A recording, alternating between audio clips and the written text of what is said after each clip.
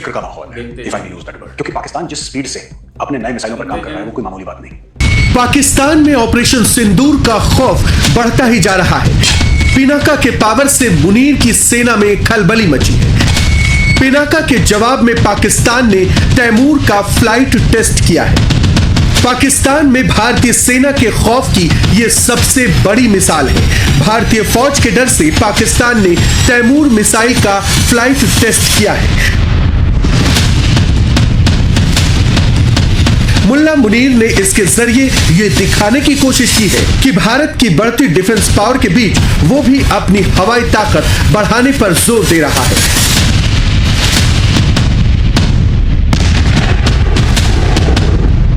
पाकिस्तानी सेना ने दावा किया है कि इस मिसाइल को देश में ही बनाया गया है और इसकी फ्लाइट टेस्ट पूरी तरह से सक्सेस रही।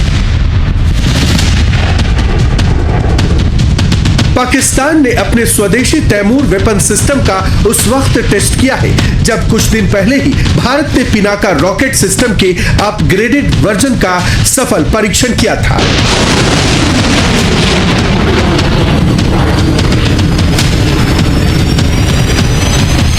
नीले आकाश में जब पिनाका MK3 ने उड़ान भरी तो पाकिस्तान में खलबली मच गई। पाकिस्तान के फर्जी फील्ड मार्शल मुल्ला मुनीर की रात की नींद उड़ गई। तैमूर मिसाइल के फ्लाइट टेस्ट को पाकिस्तान बड़ी कामयाबी बता रहा है।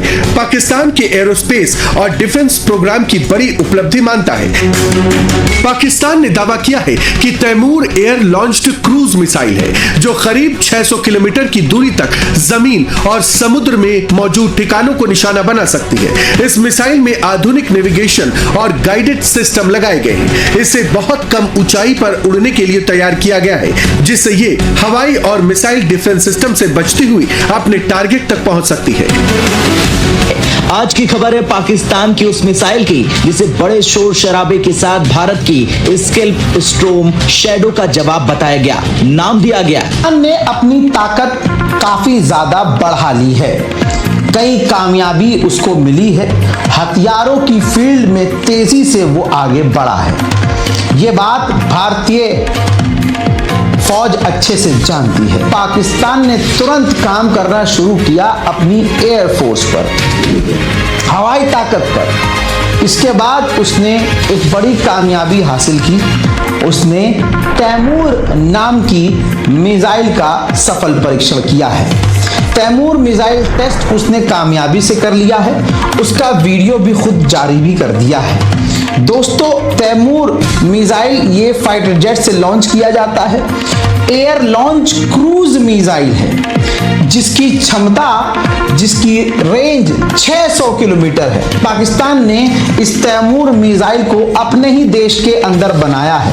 खतरनाक ये इसलिए है क्योंकि सबसे बड़ी बात ये गाइडेड है। दूसरी बात, गाइडेड होने के साथ साथ इसके अंदर जो वॉरहेड है वो पाकिस्तान जो इस्तेमाल करता है रेगुलर, इसके लिए कुछ अलग वॉरहेड बनाने की जरूरत नहीं पड़ी है। वही रेगुलर इसने वॉरहेड इसमें इस्तेमाल किया है।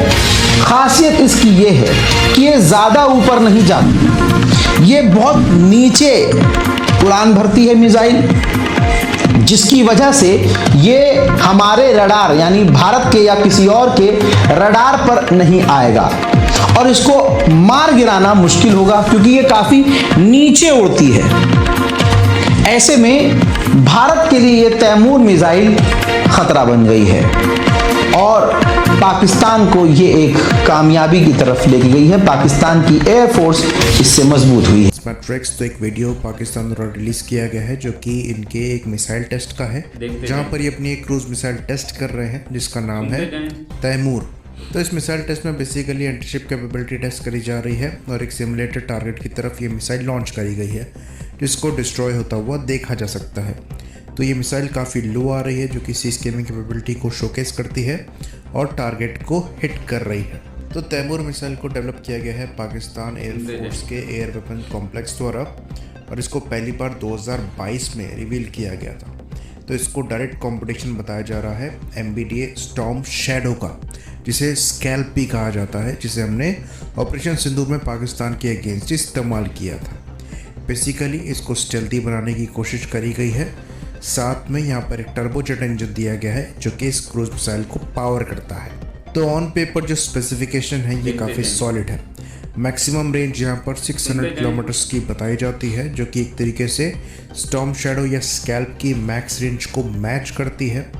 यहाँ पर हाई एक्सप्लोजिव वॉरहेड कैरी किया जाता है, जिसकी क्वांटिटी तो नहीं बताई है पब्लिक डोमेन में, पर वज़न यहाँ पर कहा जाता है कि 1200 किलोग्राम से कम का है और ये करीबन मैक 0.8 की स्पीड को अचीव कर सकती है और मैक्सिमम, जैसे कि हमने बताया, 600 किलोमीटर की रेंज के साथ आती है। तो कहा जाता है कि ये मूविंग और स्टेशनरी दोनों टारगेट्स को हिट करने में सक्षम है।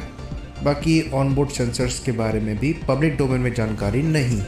तो लाइकली यहाँ पर जो मिड कोर्स अपडेट है ये सेटनैव के थ्रू है और टर्मिनल गाइडेंस के लिए लाइकली एक रडार होना चाहिए।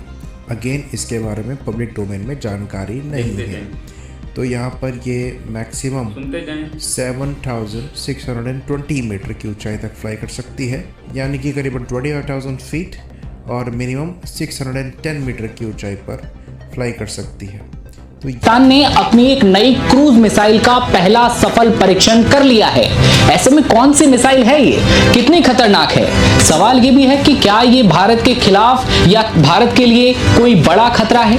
और सबसे अहम, क्या ये मिसाइल भारत के S-400 जैसे मजबूत एयर डिफेंस सिस्टम के सामने टिक पाएगी?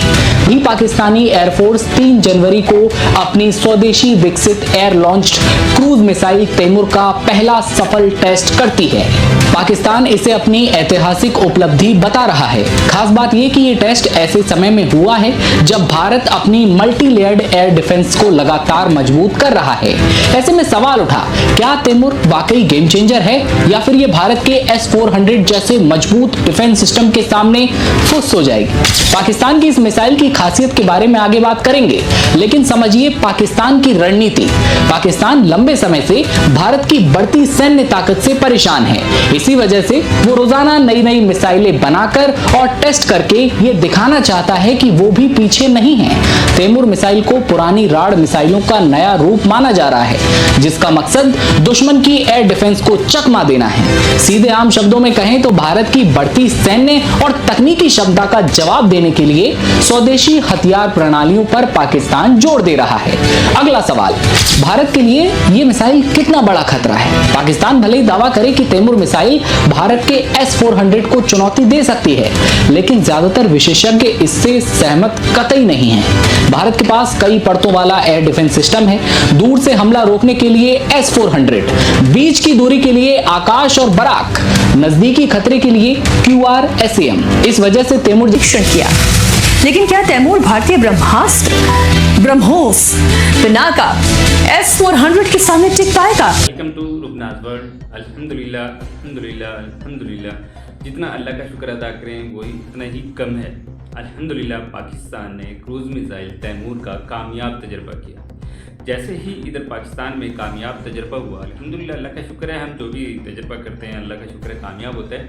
जैसे ही इधर कामयाब हुआ तो उस पार जो है ना वो चीखें निकलने शुरू हो गई। आपको पता ही है कि उस पार कौन सा है, जो कि इंडियन मीडिया, उसमें कुछ ज़्यादा ही चीखें सुनाई देती हैं और उनकी आवाम जो है वो इतनी ज़्यादा चीखती चिल्लाती नहीं है, लेकिन जो इंडियन मीडिया, उनका माहौल ऐसा बना होता है जैसे अभी बस जंग छिड़ने वाली है, छिड़ गई है, या बस तहस नहस हर चीज़ हो चुकी है। इतने आंसू निकलते हैं, इतना हम उनको मारते हैं, इतना मारते हैं, फिर भी वो जो है ना आंसू निकाले बगैर रोते ही रहते हैं और चीखें उनकी निकलती रहती हैं। तो इस तरह की चीखें सुनते रहें, इंजॉय करते रहें, हम तक पहुंचते भी रहेंगे और इंशाल्लाह हम ऐसे कामयाब तजर्बे करते रहेंगे। हाल ही में पाकिस्तान के फील्ड मार्शल आसिम मुनीर पिछले साल अपने देश की कॉन्स्टिट्यूशन को ऐसे अमेंड कराया, ऐसे फड़वाया जैसे कोई टॉयलेट पेपर डालता है डब्बे में। मिडिल ईस्ट की सुरक्षा मेरा जिम्मा, साउथ एशिया में खिट्टे का सरदार मुझे डोनाल्ड ट्रंप ने नियुक्त किया है। मैं ईरान को लात लगाऊंगा, मैं अफगानिस्तान को लात मारूंगा, मैं भारत की ऐसी तैसी करूंगा, मैं रूस और चीन को जरा काबू में रखूंगा। तेरा तू है कौन? है कौन? औकात क्या तेरी? भुखमरी का देश, फटीचर मुल्क, 2 रोज की रोटी नहीं खिला पा रहा। और देखो दुनिया जहान में जिस तरह ये ऊंचा कुचक के घूम रहा है कि गोरा डोनाल्ड ट्रंप, उसने मेरी पीठ पे हाथ रख दिया, मैं उसका जूता के तलवे चाट के आया हूं और मैं तो साहब 7वें आसमान पे है मेरा सर। ठीक है साहब, ये तो प्रॉमिस दे के आ गए। अब डोनाल्ड ट्रंप, तूने कहा था तू एक कोर देगा, किधर है तेरा आर्मी कोर? तो ये जाके साहब इनकी तो सिट्टी पिट्टी गुल हो गई इस ख्याल से, और कह रहा कि साहब मैंने बोला था मैं तो 1 ब्रिगेड दूंगा साहब, और मेरी जो ब्रिगेड होगी वो पीस कीपिंग के लिए होगी साहब, पैसे कमाने के लिए होगी, लड़ने अड़ने के लिए, पीस एनफोर्समेंट के लिए नहीं होगी। तो मार्को रूबियो से इनको आ गया है कि आप बकवास मत कर, तूने कहा था तू पीस वहां पे हमास को डिजाम करेगा, अब कर। देखते जाएं। तेरे प्रीडिसेसर जियाउल हक ने भी तो जॉर्डन में जाके कोई 20-30 हजार फिलिस्तीनी मार डाले थे, तू भी मार डाल, क्या फर्क पड़ता है? अभी तक पाकिस्तान ने मान्यता नहीं दी है, डिप्लोमेटिक रिकॉग्निशन टू इजराइल। तू करेगा क्या क्या, और क्या जवाब, क्या मुंह दिखाएगा अपने देश के लोगों को? फिलिस्तीन फिलिस्तीन फिलिस्तीन के नारेबाजी सुन लो पाकिस्तान से, और असली में जो असलियत है इसकी इनकी कमीनगी देखने वाली है सर। ईरान पे हमला होगा तो डोनाल्ड ट्रंप ने पहले ही चेता दिया था आसिम मुनीर को कि तेरे को ईरान के ऊपर पीछे से वार करना हो। ये तो हाल है साहब, ये मुस्लिम देश, ये रियासत मदीना 2.0 अफगानिस्तान के मुसलमानों को मार रहा है क्योंकि उसके पास एयरफोर्स नहीं। इसके एक फिक्र का माहौल पाकिस्तान ने तहस नहस करके रखा ठीक है मेजर साहब, इसीलिए भारतीय भी आज कह रहे हैं अभी फिर आएगा। अभी मैं तो कह रहा हूँ हैदर हयात, अभी जो दिल्ली में जो गुस्ताखी की है आप लोगों ने, अभी फिर आएगा आप लोगों के पास जवाब, आप टेंशन ना लें, फिर आप दिखाइएगा फिर आपने कितने जेट गिरा। हम तैयार हैं, हाँ एकदम तैयार रहना पड़ेगा। अगर आतंकी हरकतें, आतंकी वारदातें, आतंकी गतिविधियां, आतंकी साजिशें नहीं छोड़ेंगे तो आप लोगों को ज्यादा भयानक जवाब, आप लोगों को आप लोगों को किसी भी तरीके से मुतमईन बैठने का कोई हक नहीं है, शांत बैठने का कोई हक नहीं देंगे हम। हम फिर आ रहे हैं, हम कह रहे हैं, मैं आपको कह रहा हूं आ रहे हैं, सुनते जाएं। आप लिख लीजिए आ रहे हैं, देंगे तो शांत बैठोगे ना? नहीं बिल्कुल हम आ रहे हैं। आप आपकी हरकतें आपको चुप नहीं बैठने देंगे, आपको शांत नहीं बैठने देंगे, आपको फिर से जवाब दिया जाएगा। आइए आप, मैं तो कह रहा हूं आप तैयारी कर लीजिए, आप तैयारी कर लीजिए। मैं चैलेंज करता हूं, इंसान का होना जरूरी है। मैं चैलेंज करता हूं, आप लोगों को बैठने लायक नहीं छोड़ेंगे। मैं चैलेंज करता हूं, अरे बैठने के आप खड़े होने लायक नहीं रहिएगा, आप खड़े होने लायक नहीं रहिएगा। मेजर आशीष जी, सवाल इस बात। जी तो दोस्तों, कैसी लगी आपको वीडियो? इस तरह की मजीद वीडियोस देखने के लिए, एंजॉय करने के लिए चैनल को सब्सक्राइब करना मत भूलें, वीडियो को लाइक करें, अपने दोस्तों के साथ शेयर ज़रूर करें। इंशाल्लाह मिलते हैं नेक्स्ट वीडियो में, तब तक के लिए अल्लाह हाफ़िज़।